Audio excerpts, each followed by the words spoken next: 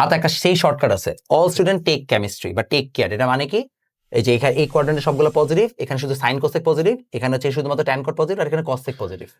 এটা তো ভাই আপনি টেকনিক দিয়ে মনে রাখলেন, কিন্তু ব্যাখ্যাটা আসলে কি? আমি আপনার একটা ব্যাখ্যা বলি। ওই দিন আমি হচ্ছে দেখতেছি যে কোন এক টিচার সে পড়াচ্ছে যে কজ আর সেক এই দুইজনের হচ্ছে সি এর মাঝখানের যে ফাঁকা জায়গা, সেই ফাঁকা জায়গায় হচ্ছে নেগেটিভ অ্যাঙ্গেলটুকু ঢুকে যায়, এই কারণে এই দুইজন হচ্ছে এখানে পজিটিভ হয়। তাহলে ভাই বাকিগুলার আসলে ব্যাখ্যা কি? কি ব্যাখ্যা দিবি? বাকিগুলার ব্যাখ্যা কি? আসেন আপনারা একেবারে জেনারেল ফরম্যাটটা আমি শিখাই। আমার যেহেতু জিএফ অনেকগুলা, মানে জেনারেল ফরম্যাট অনেকগুলা, আমি আপনারা একেবারে জেনারেল ফরম্যাটটা বলি। দেখেন, ধরেন যখন কোনো একটা অ্যাঙ্গেল এই চতুর্থ চতুর্ভাগে আসতেছে, চতুর্থ চতুর্ভাগে অ্যাঙ্গেল জিনিসটা দেখতে কিরকম হবে? এরকম কিছু একটা যে আপনি চতুর্থ চতুর্ভাগে কোনো একটা অ্যাঙ্গেল কল্পনা করলেন।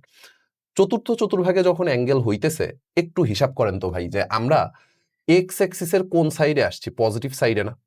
এক্স অ্যাক্সিসের পজিটিভ সাইড। ওয়াই অ্যাক্সিসের কোন সাইডে আসছি? নেগেটিভ সাইডে আসছি। আর এই যে অতিভুজ, এই অতিভুজ তো অলওয়েজ পজিটিভ থাকবে, এটা তো নেগেটিভ হওয়ার কোনো সুযোগ নাই। এখন আপনি যখন এই চতুর্ভাগের জন্য এই কজ আর সেক এই দুইটা অনুপাত নিতেছেন, তখন দেখবেন কজ মানে হচ্ছে ভূমি বাই অতিভুজ, দুইটাই পজিটিভ রাশির অনুপাত। সেক মানে হবে অতিভুজ বাই ভূমি, দুইটাই পজিটিভ রাশির অনুপাত। কিন্তু যখন আপনি ট্যান নিবেন, ট্যান নিলে কি হবে? লম্ব বাই ভূমি, একটা নেগেটিভ রয়ে যাইতেছে না? একটা negative divided by positive, answer কি আসতেছে? নেগেটিভ। এই কারণে চতুর্থ চতুর্ভাগে শুধুমাত্র কজ আর সেক পজিটিভ হইছে, বাকি সবাই নেগেটিভ।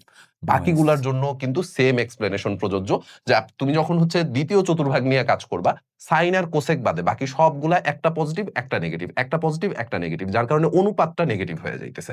সো তুমি টেকনিক দিয়ে মনে রাখো, বাট ব্যাখ্যাটাও একটু জানা দরকার, যেটা তোমাকে লং রানে অনেক বেশি হেল্প করবে অন্যদের চাইতে আগায় থাকার জন্য।